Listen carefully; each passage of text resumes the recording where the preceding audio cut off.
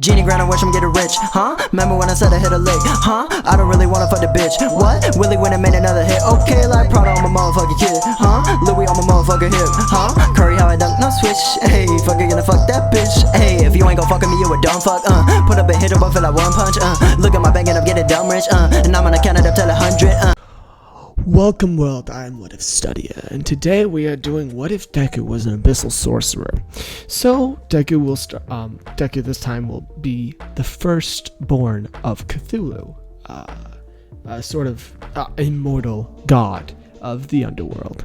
He controls many perks, has many perks over the world that we know of, with many followers and others that will follow him till the end. His power grows whenever people start worshiping him.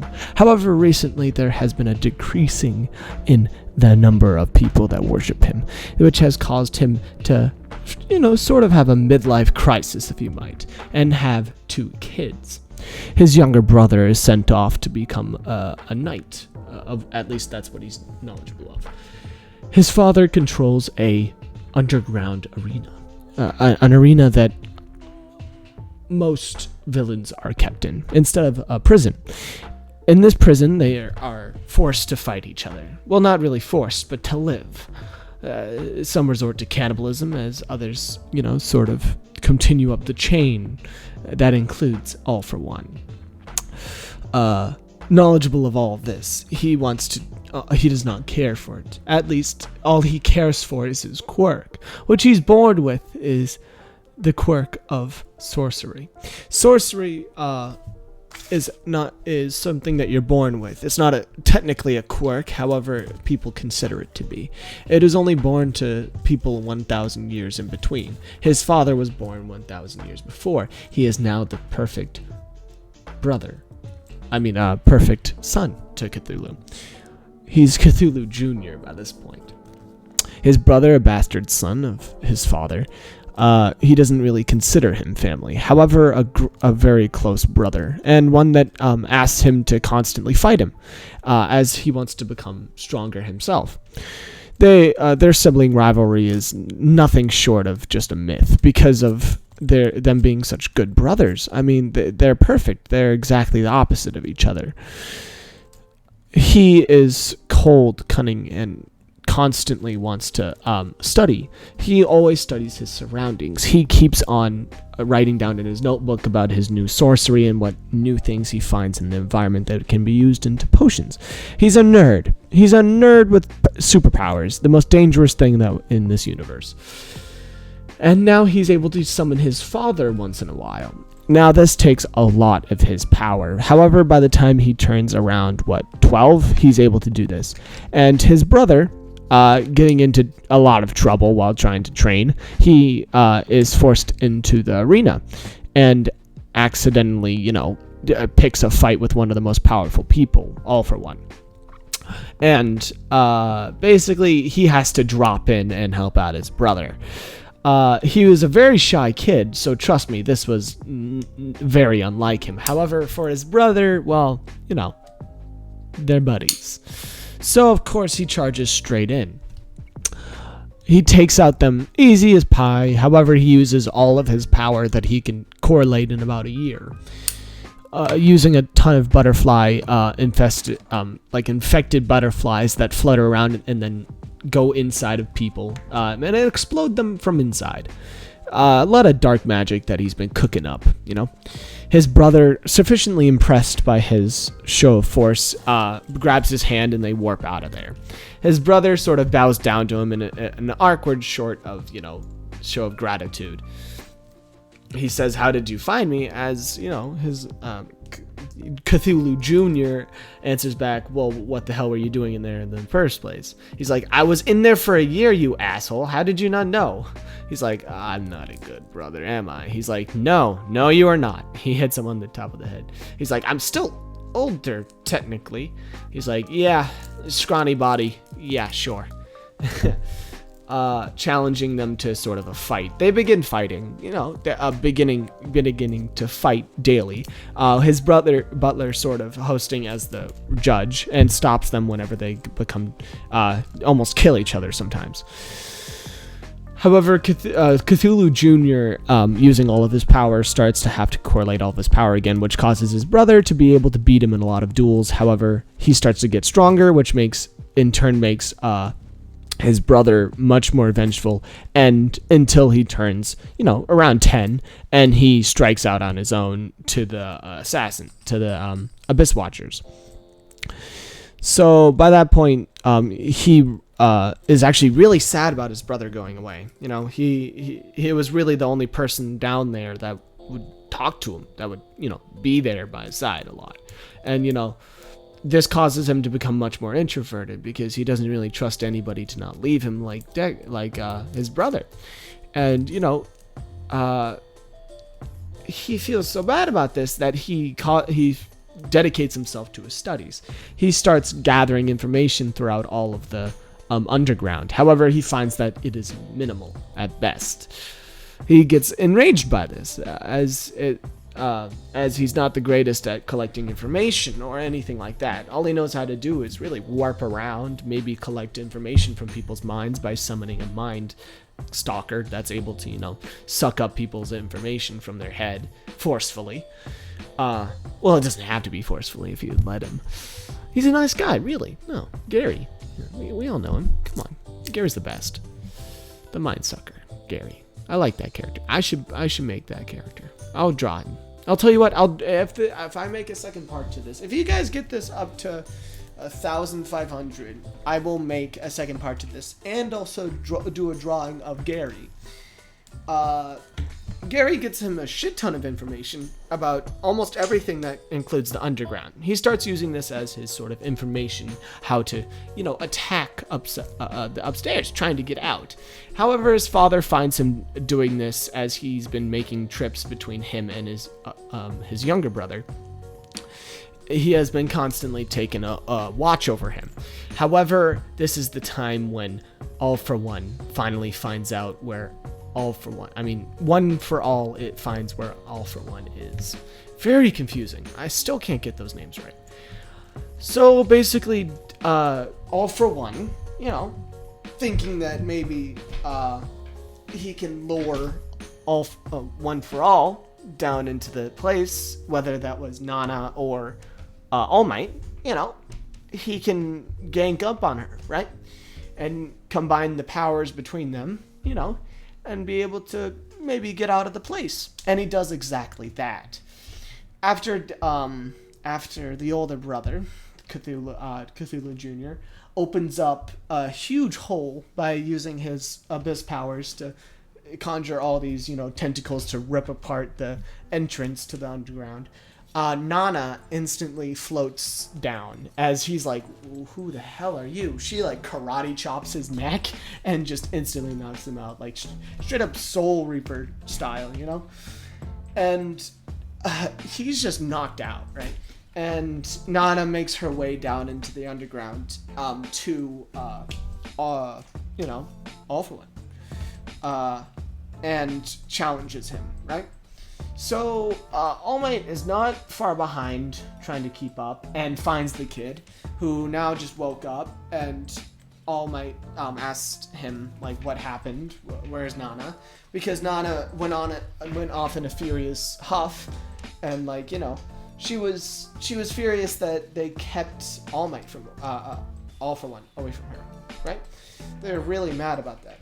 And now that she can sense him again, she makes her way down there, all rampagey without All Might. All Might now picks up the Cthulhu Jr. and sort of feels his power a little bit when he pats him on the back, trying to get him out. He's like, "Kid, what's your name?" He's like, Gary. As Gary comes out and starts taking away the memory of All Might, seeing him, and then he makes his way swiftly to the surface. As, All Might regains consciousness, wakes up, and then sees Gary walking away, squirming away. This little tentacle. Actually, define how Gary looks. I don't even know how he looks. He's a mind sucker, so he's got to have some type of tentacles, right? Don't make a hentai monster, alright? Swear to God. If you motherfucker... You're probably gonna make a hentai monster anyways. Alright, well, so Deku, Cthulhu Jr., as he makes his way to the surface, has zero clue what's going on below. Basically, Nana is defeated by All For One. And All For One sucks up all of her power. All Might is too late as All For One, starts carving a gigantic hole using the drill press that was fused as a quirk to the Nomus that they have down there. His brother, however, he does sense his brother's life force draining, and a lot of his energy being thrown all around. He can sense energy unlike a lot of other people. He feels different people's life forces. After all, he's an abyssal summoner. He feels abyssal plane energy. Different people's, lives. He feels them. So, he can tell also Nana, who he had saw before, basically die. And is like, oh shit, maybe I should have stopped her, right? He starts regretting that, and then, he's like, was she even a good guy? Was she a bad guy? I don't know. And then he summons Gary, and then puts his hand on Gary's head, and basically is given all the information that he was asking. Like, what was Nana? And then he starts almost crying because he was like, holy shit, she was the symbol of peace for the people up here. She could have brought peace to the underground. I just doomed us all. I'm a fucking asshole. So he starts going into this sort of, hate-filled, banter about himself as his introvertedness starts to shine through. Usually his brother would, slap the back of his head and tells him to stop being an idiot by this point, because he usually does this and then, his younger brother knocks him out of it. But however, this time he goes into this rant against himself and starts beating the shit out of himself on the inside. And this ends up in him becoming much more, hateful. He starts hating himself. It's this sort of depression-like state where he's like, I just let that happen, right? And like, he could have stopped her, right? He could have used Gary. He could have sucked up whatever she was doing, knowing what she was going to do, and like stopped her. But now, he sees the gigantic explosion from far away, All For One. He sees like the drill going straight up into the air, the demonic drill, and then all the Nomus exploding out from it, all of them dying, of course, because the drill takes a shit ton of Nomus to make. And then, half the League of Villains there with All For One. Now, he knows that he's not gonna win. He knows that there's Muscular, there's Shigaraki, there's Tomura. There's a lot of people there, and including All For One, who he could probably not beat by himself. But right now, again, in a depressed state, he will not let that happen again. So he's going to try to finish this right here. He has been given a seal by his father, by the way, I must add for this point. He was given a necklace seal with a little key on it, a keyhole on it, right? He had never known what this was for. His father told him that it was in times of need. However, he tries to beat them with his own power. To say the least, it does not go well. Shigaraki is turned into, 5 Shigarakis by frickin' twice. Of course, his quirk becomes very minimal, but 1,000 dudes touching you at the same time, you'd imagine that your skin molds a little bit. But the least that they can do is tackle him.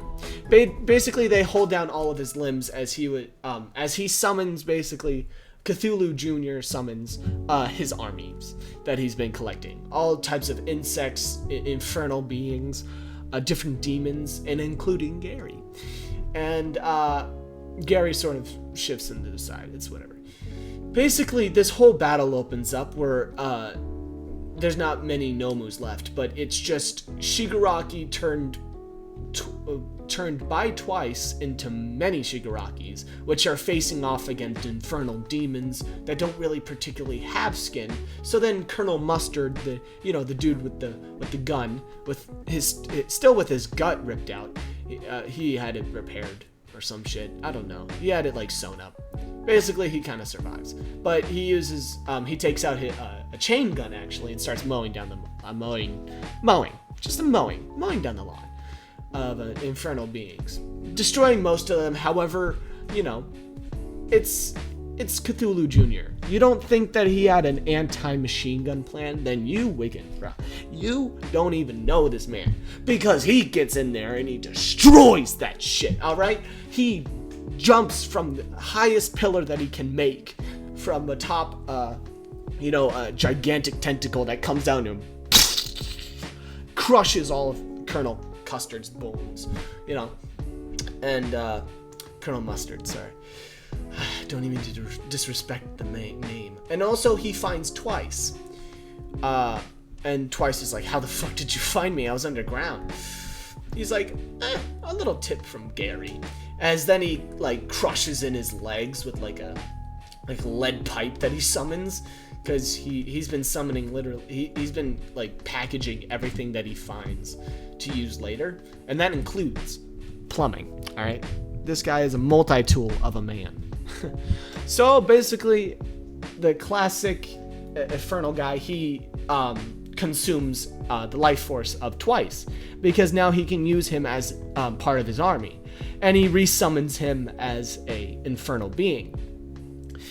Twice splits up into 1,000 soldiers, just enough, his quirk doesn't even matter anymore. The restrictions are off, but that still doesn't mean that he's more powerful. That means that he's weaker, because he's an infernal being, of course. When you resummon somebody, just like if you're a full necromancer, then you can resummon somebody just as powerful. But if you're just a infernal mancer, abyssal summoner, you can only resummon them at half power, maybe, and that's very, very weak. But it's just enough to break past Shigaraki, who was taking down all the rest of his infernal beings. However, Infernal Being 2 with a cannon shot him all the way down through the dust, making him flip upside down and shit, getting them all dust covered inside of the desert that they were fighting in. He lights all the trees around him ablaze, and Shigaraki is forced to retreat with All Might, All for One. Now he's gotten Twice as a summoner, and that's pretty cool. So basically, he counts this as a win. However, All for One was planning this all along, and had planted landmines while they were gone, because plot armor. And it explodes, destroying all the rest of his infernal beings. All he has is Twice, half of Twice, basically, because all the clones died, and just him, and yeah, that's him. It's just him. Muscular crawls out and tries to get away. However, he is caught before he can get away, and though he just destroys the rest of the army and then picks a fight with Deku. Cthulhu Jr. He challenges him to a one-on-one fight, because he thinks he's a coward for using his troops with him. He's like, fine, a one-on-one fight, bring it. As then Muscular instantly powers up into one of his most powerful forms, he throws a gigantic, megaton punch, basically. One that was enough to knock out, 1,000% Deku. This Deku is a little bit different, however, as he summons a gigantic freaking tentacle right in front of him that blocks the full power of the full force of the punch. As Muscular's left recoiling and not understanding what the fuck just happened, he summons 2 more of the tentacles, which instantly start battering him all around. As he goes 100% more, he starts destroying those tentacles too. However, not before one grabs his leg and throws him to the ground. This almost knocks Muscular out. However, his bestiality starts to show. he grabs onto the freaking tentacle and bites into it. He starts eating Cthulhu, and this enrages Cthulhu. So then, Cthulhu just rises out of the ground, picks up freaking Muscular, looks down to his battered and beaten son, and is just like, you fucked up now. And just crushes his legs inside of his hand, and then leaves Muscular to the wolves. Literally, wolves. Deku has wolves that start chasing him down. Like, he actually cauterizes his wounds by using fire, and forces him to live as a cripple. Now that is some evil ass shit. And thank you so much for watching this. I will be continuing this next video, and I will see you sometime, somewhere. Goodbye. Genie grind, I wish I'm getting rich, huh? Remember when I said I hit a lick, huh? I don't really wanna fuck the bitch, what? Willie went and made another hit, okay, like Prada on my motherfucking kid, huh? Louis on my motherfucking hip, huh? Curry how I dunk, no switch, hey, fucker gonna fuck that bitch, hey, if you ain't gon' fuck with me, you a dumb fuck, put up and hit him up for like one punch, look at my bank and I'm getting dumb rich, and I'm gonna count it up till 100.